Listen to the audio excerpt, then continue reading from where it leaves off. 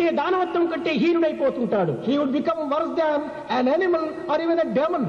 ఈ అహంకారము నిర్మూలము గావించుకునే నిమిత్తమై మనము ఈనాడు అర్పితం గావించవలసినటువంటిది అర్పితము హోమము, అది ఏ దుర్గుణములు అర్పితం గావించటం.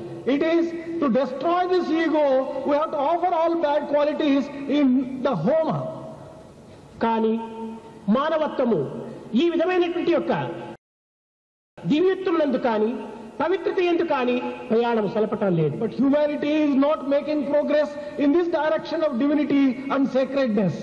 ఎన్ని విధములైనటువంటి యొక్క ఉపన్యాసములు విన్నప్పటికీ దివ్యమైనటువంటి మహర్షులు అందించినటువంటి యొక్క దివ్య భావాన్ని మనము స్మరిస్తూ రావాలి. We should reflect and remember the great thoughts which are given to us. యజ్ఞ యాగాది క్రతువులంతా ఆచరించడము జీవిత నిమిత్తము.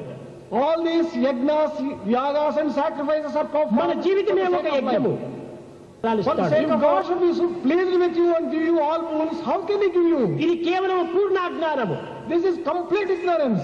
భగవంతుడి నుంచి మనం వరాలు పొందాలనుకుంటే మంచి మనసును అభివృద్ధి పరచుకోవాలి. If you want to get boons from God, you must develop a good mind. మంచి పలుకును మనం ఉచ్చరించాలి. You always speak sweetly. మంచి నడతలో ప్రవేశించాలి. You enter into good conduct. ఈ మూడు చేరినప్పటికీ దైవత్వం అనేటువంటి అక్కడ ఉట్టిపడుతుంది. When you unite all these things and combine these, then God appears there. మనస్సేకం వచస్సేకం కర్మణ్యేకం మహాత్మనం. అట్టి మహత్తరమైనటువంటి యొక్క స్థితిని పొందుతాం.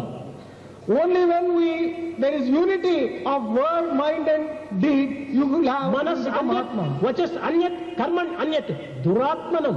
If your thinking is something, word is different and action is different, then you are a duratma, a wicked one.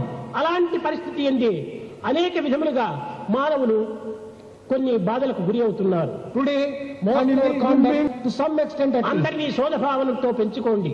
Consider everyone as your brother. ఒకరికొకరికి ఏ విధమైనటువంటి యొక్క అభిప్రాయ భేదములు ఉండినప్పటికీ దానిని సవరించుకోవడానికి కృషి చేయాలి. There may be some differences of opinion between one and the other. Try to adjust and ముఖ్యంగా మనలో ఉన్నటువంటి అహంకారాన్ని నిర్మూలం గావిస్తే అన్ని అడ్జస్ట్ అయిపోతాయి, సవరించుకొని పోవచ్చు. If you can destroy the ego in you, adjustment becomes easy, everything becomes possible. కనుక ఈనాడు అజ్ఞానమును ఆహుతి చేసిన వారిగా మనం భావించాలి. We should consider ourselves as people who have అహంకారాన్ని ఆహుతి చేసినటువంటి వారిగా విశ్వసించాలి. Who have offered ego into the Agnigundam. ప్రేమ హృదయాన్ని పెంచుకోవాలి. Develop a heart full of love.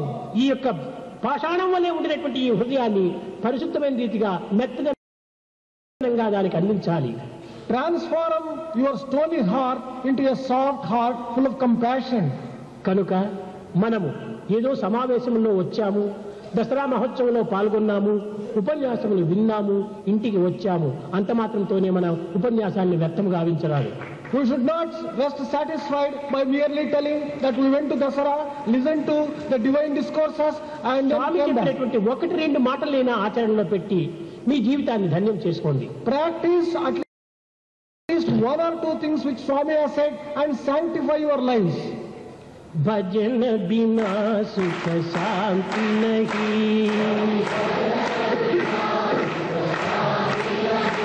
Hari bhajan